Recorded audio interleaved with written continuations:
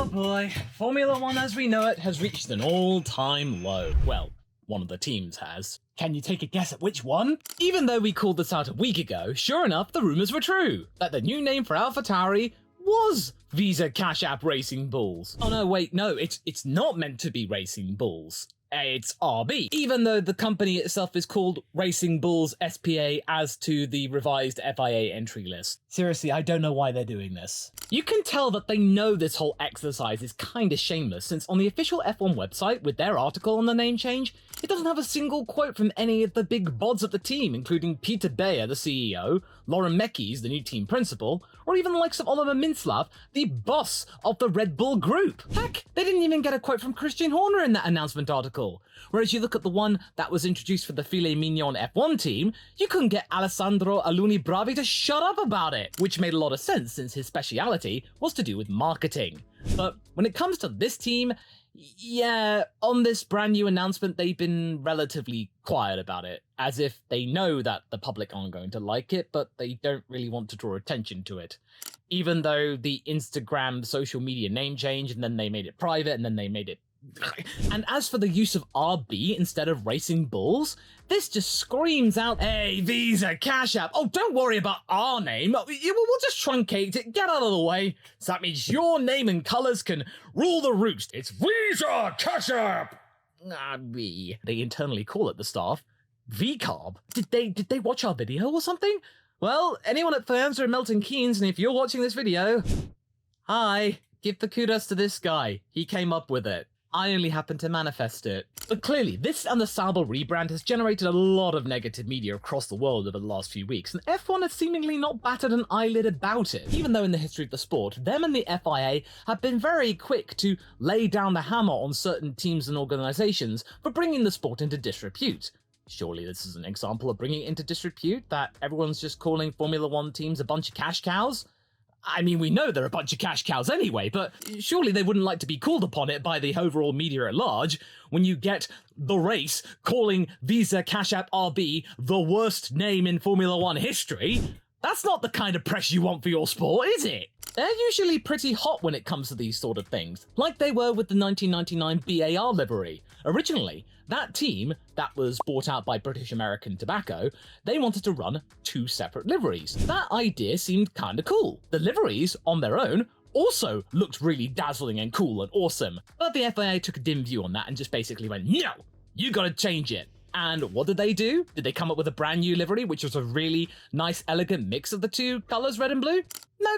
They just ran a zip in the middle in a petulant tantrum. And it's such a shame because it's two really cool designs ruined by a silly little response of a gimmick. That and the car kept breaking down. Oh my goodness, Jack Villeneuve, that was a bad move. Now, surely Stefano Domenicali is going to go to Milton Keynes and go, come on guys, come on. Right?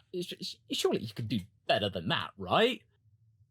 No. As the chaps over at the race commented on their own video, these two teams have seriously made Andretti's bid to enter F1 look incredibly legitimate. They're a motorsport mainstay for decades. They are backed by the likes of General Motors, one of the biggest automakers on the planet. They have serious plans to enter Formula One, and apparently they've started designing the car already, even though they're technically not on the F1 entry list, even though the FIA have approved them. And they've got plenty of legit sponsors, including Gamebridge, backing them. They have immensely huge clout across the planet. Their efforts in Formula E right now, another statement of intent that they plan to diversify into many different racing categories and take it seriously. But no, apparently they're not serious enough. They're being superseded by a group which is gagging for more money and seems to have been yearning for freedom to break away from Dietrich Mateschit's original plan of bringing junior drivers into the sport via a second team. It's quite clear that the spirit for that original team is gone after the retirement of Franz Tost,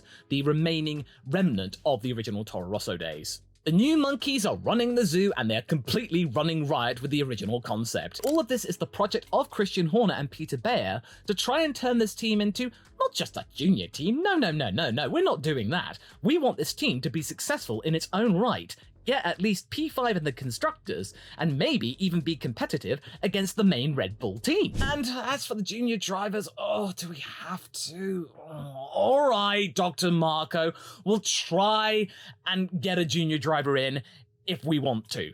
which is actually what Peter Bayer said. They're going to try and live up to the original idea of junior drivers coming in. If anyone's driving for the Red Bull Junior program right now who isn't Liam Lawson, I'd be looking elsewhere right now. It's a crying shame and such a weird twist since Red Bull are usually so good with coming up with eye-catching ideas, and yet they can't come up with a really cheeky name pun for their second team. It kind of makes Gene Haas look laudable by using his F1 team as a billboard.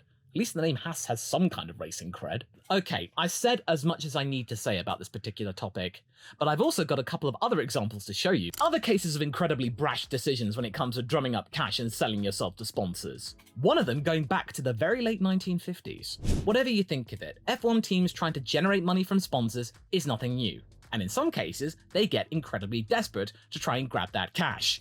As has the next example, the one that birthed the meme on this channel of "this is a cool spot," also available on the LawVS store by the way in your own shirt design, Hispania Racing Team of 2011. HRT were one of the 3 new teams brought in for 2010 as part of Bernie Ecclestone's campaign to get more teams into the sport, and claiming to be the first proper Spanish Formula 1 outfit, all in the wake of the sudden growth of F1 hype in the country after Alonso's 2 championships and now driving for Ferrari. Now, before you jump in the comments and immediately go, "Oh, HRT, what is wrong with them? Why were they in F1 in the first place? They didn't deserve to be there. They were a hatchet job."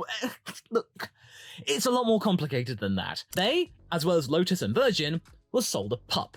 They had the rug pulled out from underneath them right at the 11th hour when there really wasn't much they could do about it. They couldn't exactly pull out at the last minute because they would have a lot of angry sponsors and a lot of angry investors. You see, back in the late 2000s, there was talks of a cost cap coming around. Not for the figure of like $140 million like we have today.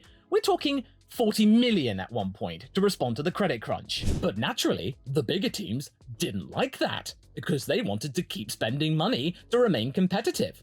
And as a result, they threatened a breakaway. And thusly Bernie Ecclestone, ultimately, throughout the season of 2009, reneged on that idea of a cost cap, right at the point when 3 teams had applied under the conditions that they were going to be running on a $40 million cost cap. That being relatively attainable in the world of motorsport. $40 million? It's not too bad, considering it's Formula 1. But no, these 3 teams then realized, we can't generate that much money, so they had to make do with what they'd already developed, and that's why these 3 teams were considerably slower than even Toro Rosso at that point, with Hispania being the slowest, and the originator of why Kurun Chandok is in our lives. And it's understandable why they would have been struggling, because collectively in 2008, the Formula 1 teams were spending $3 billion on resources alone. There was a massive arms race when it comes to Formula 1, and many of the big teams were spending nearly $500 million just to remain competitive for 1 year.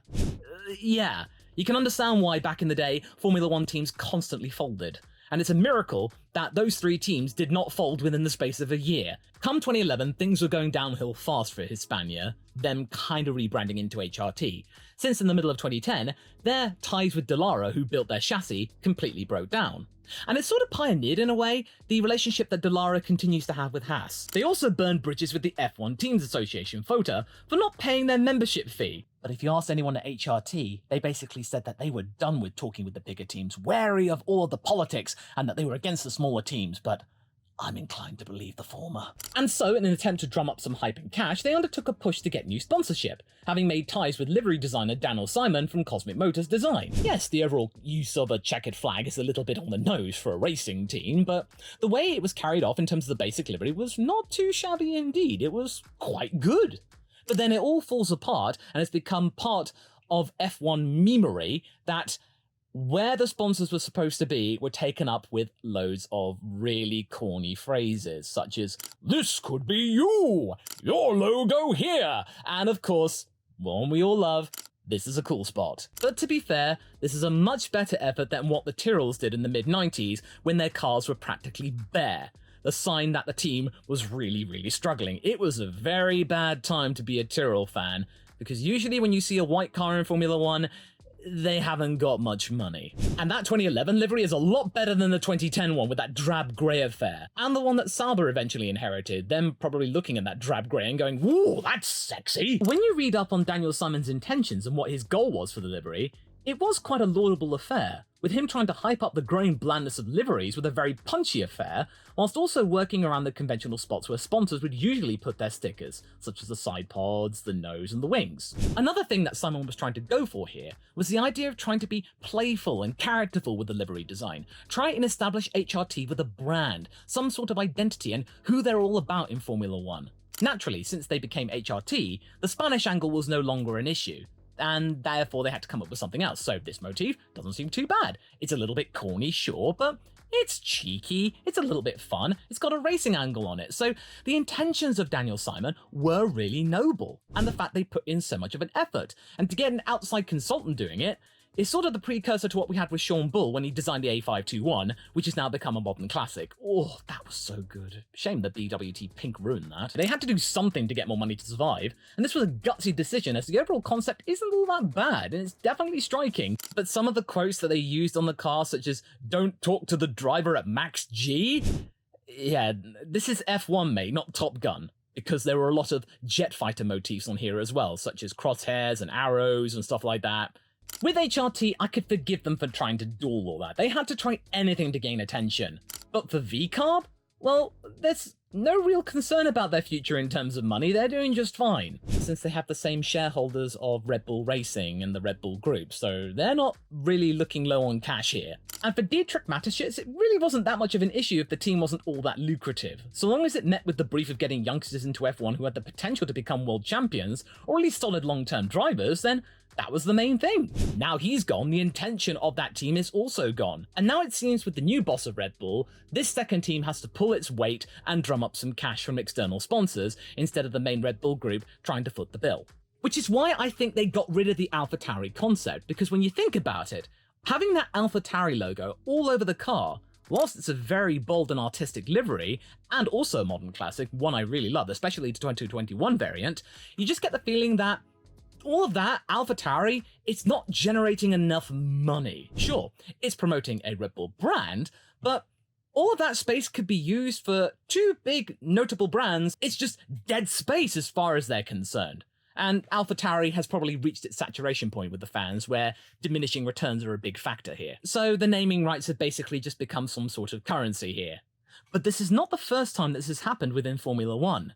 We have to go back to the late 50s for that. No, I'm not talking about the Lotus Gold Leaf sponsorship thing of 1968. We go back even further than that. You see, back in 1959, the British Racing Partnership team was looking for some extra funding. By the way, one of the people that founded that team was the father of Sterling Moss. That team took up a partnership with the likes of Yeoman Credit Limited. They're basically a hire purchase company, which means that you can buy stuff on a payment plan. By the time you get to 1960, Yeoman Credit have now become the name of the team, replacing British Racing Partnership. And all for the pricely sum of £40,000, as well as £20,000 for the upkeep of the team to buy new parts, components and whatnot. When you convert that original £40,000 to today's money, that's about £750,000. And for the world of Formula One back then, in 1960, that's a big chunk of change for any privateer team. And sure, the arrangement didn't last long, but the company took over the naming rights for the 1960 entry, and even technically had their own colour scheme. Sure, you didn't get the logo on the car, but the entry was Yeoman Credit Racing Team. And you also had, in a way, the colours of Yeoman Credit influencing the overall livery, because when they left to go and partner Reg Parnell Racing for 1961 and 62, British Racing Partnership reverted to a dark blue scheme along with the red, so there was some sort of say in terms of the colour from that particular company. This is definitely the first major example of an outside company influencing the identity of a Formula One team. As a result of this, did the team do well, I hear you ask? Well, yeah, they did actually. Back then, they weren't involved in the Constructors' Championship since it only just started in 1958, and they were more of a privateer team. But they did get a good chunk load of points, and if they were in the championship, they would have been right up there as well as a couple of podiums from the likes of the Belgian driver Olivier Gendebien. What I'm trying to get at here is that what Visa Cashapp RB is doing is nothing new at all. Yeoman Credit did it back in 1960, and it's going to continue to happen throughout the entire future of Formula One. This is just yet another example of a company looking to Formula One and realizing, this could be interesting, I want to invest in that, and I want to put my name on not just the car, but also on the team. But the difference here is that Yeoman Credit, they were just a small private company in Britain investing in a British team that also had some kind of cred for the fact that it was somewhat attached to Sterling Moss, although Yeoman Credit is technically part of what is today Lloyds Banking Group. But the difference here is, though, is that Visa and Cashapp, they're well worth over $500 billion. Trillion. We're not talking about an investment of like £750,000 or something like that. This outcry probably is because money is being given by a huge international corporation with little attachment to the sport, and also with the sheer lack of imagination on Red Bull's part to come up with a good identity to complement the sponsorship. It's basically like they just don't care about this team and they're just giving the naming rights willy-nilly to whoever is the highest bidder. It's incredibly shallow, and just yet another sign that, come on, if you're not going to take the identity of this team seriously, then just sell to Andretti, won't you, mate? But again, this is not the first time this has happened, and nor will it be the last. So that's all well and good, but what went into the decision to go with Sauber's new identity? To find out more about that chestnut, go and watch this video next. It's a meaty topic.